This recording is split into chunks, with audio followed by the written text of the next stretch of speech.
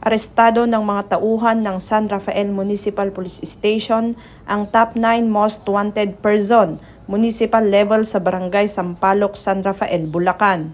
Kinilala ni Police Lieutenant Colonel Eulogio M. Lamqui, Acting Chief of Police ng San Rafael Municipal Police Station, ang akusado na si Alias Jr., 31 anyos, walang asawa, construction worker at residente ng Barangay Kaingin, San Rafael, Bulacan.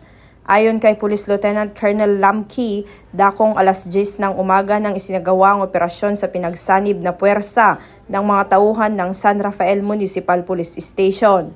Agad na nadakip ang akusado nang isilbi ang warrant of arrest na inisyu ni Honorable Francisco Macapagal Belli, Presiding Judge of Regional Trial Court Branch 4, City of Malolos, Bulacan, para sa kasong acts of lasciviousness in relation to Section 5B ng Republic Act 7610 na may inirekomendang piyansa na 200,000 piso.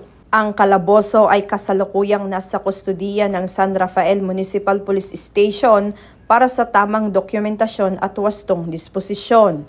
Patuloy ang Bulacan PNP sa ilalim ng pamumuno ni Police Colonel Sator L. Edjong, Provincial Director ng Bulacan Police Provincial Office, sa pagtataguyod ng hustisya para sa mga biktima at mapanagot ang mga nagkasala sa batas upang mapigilan ang paglaganap ng krimen at masisiguro ang kaligtasan na magkaroon ng maunlad na isang bagong Pilipinas. Mula dito sa Bulacan Police Provincial Office, ako ang inyong PNN Correspondent, Patrolwoman Mildred A. Tawagon, alagad ng batas, tagataguyod ng Balitang Pulis.